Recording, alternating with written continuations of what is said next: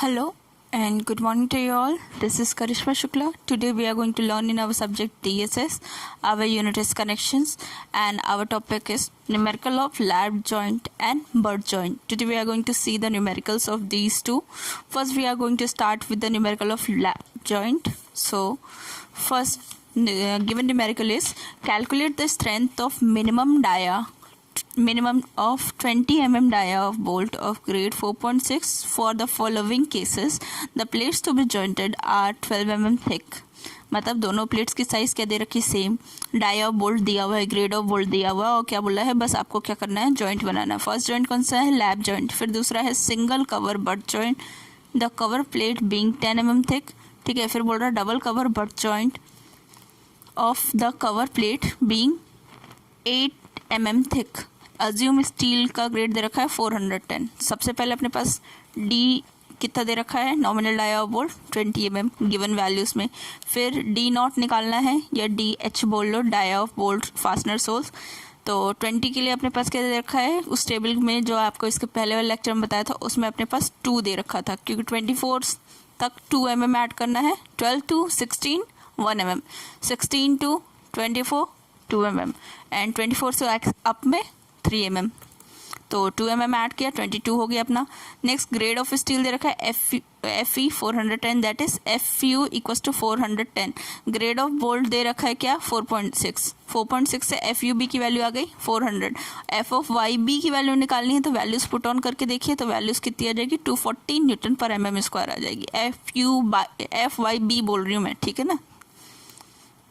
Next पहले lap joint के लिए बोला है तो पहले लैप जॉइंट में क्या बोला है 12-12 mm की 2 प्लेट्स को कनेक्ट करना है. तो सबसे पहले स्ट्रेंथ ऑफ बोल्ट निकालते हैं. स्ट्रेंथ ऑफ बोल्ट में क्या VDSB equals to FU into ANB upon √3 gamma MB. ये फॉर्मूला है, ये आपको स्टील कोड में मिल जाएगा.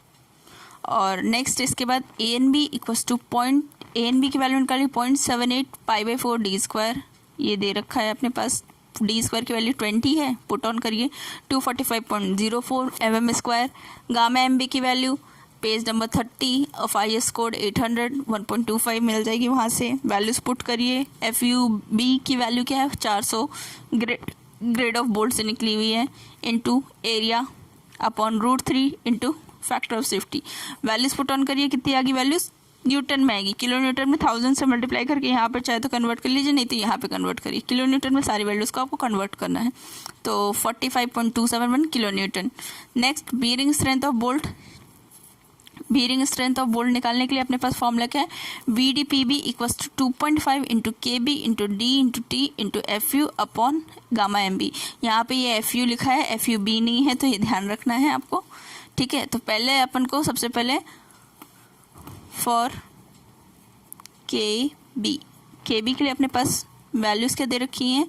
पहला बोला गया है KB के लिए केस कि E/3D not equals to KB according to codal provision दे रखा है, ठीक है ना. कोड में ये सारी वैल्यूज़ दे रखी हैं आपको. पेज नंबर 35 के अराउंड है कि 30 के अराउंड ही है आसपास ही है. तो E/3D not that is E minimum की वैल्यू क्योंकि अपने पास एंड डिस्टेंस देने रखी तो 1.5 इंटू D नॉट ले लीजिए, ठीक है. ये अपन मान लेते हैं फैक्ट्री मेड है क्योंकि कोई ऑप्शन नहीं दिया है तो फैक्ट्री मेड ले लो. 1.5 into 2 that is 33 mm. Values put करिए तो KB की वैल्यू क्या आ गई KB की वैल्यू आ गई 0.5. Next KB equals to P/3D naught. ये सेकंड वाला पॉइंट दे रखा है माइनस 2.25. P मिनिमम की वैल्यू के लिए अपने पास 2.5 इंटू D दे रखा है. वैल्यूज पुट करिए. वैल्यूज पुट करने अपने पास KB की वैल्यू आ गई 0.5075. नेक्स्ट थर्ड वाले में क्या है KB equals to FUB upon FU तो 410 अपॉन 400. वैल्यूज पुट करिए कितनी आ गई वैल्यू अपने पास, सॉरी यहाँ पे FU होगा यहाँ पे FUB होगा. FU अपॉन FUB है 410 अपॉन 400 तो वैल्यू आ गई 0.917. और अगर आपकी वैल्यू 1 से ज़्यादा है तो लास्ट वाले पॉइंट पे या तो KB की वैल्यू 1 रख लो. तो अडॉप्ट सबसे छोटी वाली वैल्यू फर्स्ट वाली थी तो 0.5 रख दिया. तो लीस्ट वैल्यू ऑफ FU और FUB रखना होता है. तो VDP equals to 2.5 into KB की वैल्यू 0.5 इंटू D की वैल्यू 20 इंटू T थिकनेस कितनी है दोनों की सेम है तो 12 इंटू FU FUB या FU की वैल्यू रखनी है, तो यहाँ पे अपन ने इनमें से कम वैल्यू जो है उसको रखा 400 अपॉन गामा MB 1.25, वैल्यू आ गई 96 किलो न्यूटन। नेक्स्ट इसी में strength of joint, least value of VDSB और VDPB, दोनों में से लीस्ट कौन सी थी, 45 उसकी आई, इसकी 96 आई, तो छोटी वैल्यू 45 वाली थी, तो वो हो गई अपनी strength of joint. Similarly second अपने पास क्या बोल रखा है, cover plate, single cover butt joint बनाना था, जिसमें कवर प्लेट अपन को बोल रखा था 10 mm की दे रखी है, 12-12 mm की 2 प्लेट्स हैं, ठीक है। तो इस टाइप का कुछ देखा कि ये 12 वाली है, ये भी 12 की है और इसके ऊपर एक कवर प्लेट लगा है जिसकी साइज 10 mm है। तो इसमें सबसे पहले शेयर स्ट्रेंथ निकालते हैं। शेयर स्ट्रेंथ का फॉर्मूला है VDSB equals to FUB into ANB upon √3 gamma MB, similar formula है। सभी की वैल्यूज अपन ने पहले निकाल रखी हैं, तो आगे सॉल्व करते हैं।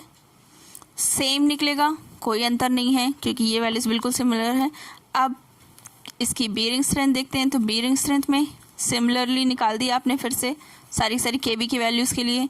अब VDPB 2.5 into 0.5 into 20 into 10 into 400, यहाँ पे मैंने किलोमीटर में कन्वर्ट करने के लिए 10⁻³ को पहले ही मल्टीप्लाई कर दिया, तो इसकी वैल्यू आ गई 80 किलो न्यूटन, ठीक है।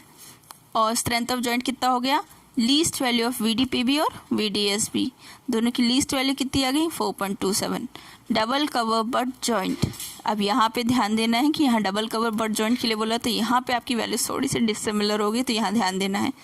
12-12 mm की 2 प्लेट है, ऊपर नीचे दोनों तरफ प्लेट लगानी, डबल कवर बोला मतलब ऊपर और नीचे दोनों तरफ लगेगा। और 8 mm की प्लेट अपन को वैल्यूज गिवन है, क्वेश्चन देखेंगे तो उसमें गिवन वैल्यूज हैं ये अपने पास।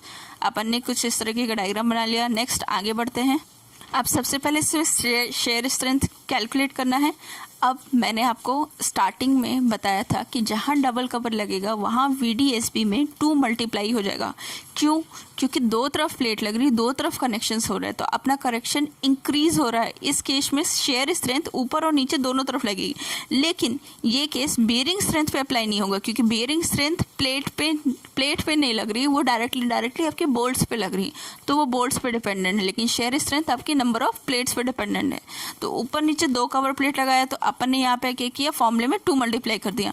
तो shear strength for double cover butt joint के लिए क्या हो जाएगा, 2 into FUB into ANB upon √3 into gamma MB। Formula ध्यान दीजिएगा, 2 बस मल्टीप्लाई करना है, लेकिन गलतियाँ होती हैं तो ध्यान रखना है आपको। तो वैल्यू कितनी आ गई, 2 इंटू 400 इंटू 24.50, ये वैल्यूज़ निकाली हुई हैं, √3 इंटू 1.25, वैल्यू कितनी आ गई 90.54। Similarly bearing strength VDPB equals 2.5 into KB into D into T into FU upon gamma MB, values put करिए। KB की वैल्यू पहले निकाल चुके हैं, वैल्यू कितनी आ गई 96। अब 96 और 90.54 में कौन सी वैल्यू लीस्ट है, 90.54, तो वो वैल्यू आ गई अपनी इसकी। अब एक और क्वेश्चन का ओवरव्यू ले लीजिए। जैसे ये वाला क्वेश्चन अपने पास गिवन है ना, सिमिलर क्वेश्चन ही है लगभग। एक लैप जॉइंट बनाना है जो कि कुछ इस टाइप का है, 10 और 12 mm की जो है प्लेट है, और इसमें बोल्ट्स अपन को गिवन नहीं है, सिर्फ ग्रेड उनका ये सब चीज़ें दे रखी है। गिवन वैल्यूज अपनी ये हैं, ठीक है। और इसके अलावा अपन ने सारी वैल्यूज मेंशन आउट कर ली, dia bolt hole etcetera etcetera. एक बार आप ध्यान से देख लीजिए, क्योंकि इस क्वेश्चन में अपन एक और चीज़ इंक्रीज कर रहे हैं। ये निकाल दिया अपन ने, ये आपको पहले भी देख चुके, इसी वीडियो में आप पहले न्यूमेरिकल्स में देख चुके। बियरिंग स्ट्रेंथ निकालने के लिए भी कि बियरिंग स्ट्रेंथ निकालने के लिए कौन सा फॉर्मूला यूज़ होगा, ये सारी वैल्यूज़ आप निकाल लेंगे ईजिली। सिमिलरली इसमें भी VDPB निकल गया, पर इसमें ये चीज़ इंक्रीज हुई है, यही चीज़ मैं दिखाना चाह रही हूँ। टेंसाइल स्ट्रेंथ ऑफ जॉइंट निकालना। टेंसाइल स्ट्रेंथ ऑफ जॉइंट के लिए TDB equals to 0.9 into FU into AN upon gamma MB। AN की वैल्यू के लिए अपने पास फॉर्मूला है P माइनस D नॉट या DH into T, dia of bolt hole है ये। वैल्यूज पुट करिए, P की मिनिमम पिच जो आपके पास दिया है, या फिर आप निकालिए, या फिर जैसा भी आपको लेना है। ये आपको वैल्यूज या तो गिवन होगी या तो निकालना पड़ेगा, तो वैल्यू आ गई है ना। वैल्यूज को यहाँ पुट करिए, आपके पास TDB भी निकल गया। यहाँ पे टेंसाइल स्ट्रेंथ ऑफ जॉइंट मांगा था इसलिए निकाला है, तो अगर इस केस में आ गया तो यहाँ पे इन तीनों के बीच में कंपैरिजन होगा, तीनों में से जो लीस्ट वैल्यू होगी उसको लिखेंगे। और ज़्यादातर टेंसाइल स्ट्रेंथ कब मांगता है, जब आपको स्ट्रेंथ ऑफ सॉलिड प्लेट पूछे या फिर आपसे ये पूछे कि इफिशिएंसी ऑफ प्लेट बताइए। और अगर स्ट्रेंथ ऑफ प्लेट पूछे तो उसका फॉर्मूला भी कुछ कुछ सिमिलर है, 0.9 into FU into AN upon gamma MB। लेकिन यहाँ पे AN के लिए फॉर्मूला चेंज हो जाएगा। AN के लिए फॉर्मूला क्या होगा, P इंटू T। ये सॉलिड प्लेट में जब छेद ना हो, वो कब था, जब सॉलिड प्लेट में होल्स हो, बोल्ट होल हो, है ना। तो ये दोनों केसेस अलग अलग है। तो इसके लिए वैल्यू अपन निकालते हैं। स्ट्रेंथ ऑफ सॉलिड प्लेट के लिए वैल्यू आ गई अपने पास। सिमिलरली इफिशिएंसी निकालना है तो इफिशिएंसी के लिए भी फॉर्मूला अपने पास गिवन है, इंटू 100 कर दो, बोल्ट वैल्यू है ये अपनी, या फिर स्ट्रेंथ ऑफ जॉइंट कह लो, अपॉन जो आपने टेंसाइल या भी स्ट्रेंथ ऑफ सॉलिड प्लेट निकाला है, ये डिवाइड करेंगे इंटू 100 तो आंसर आ गया। सो आज के लिए इतना ही। Thank you.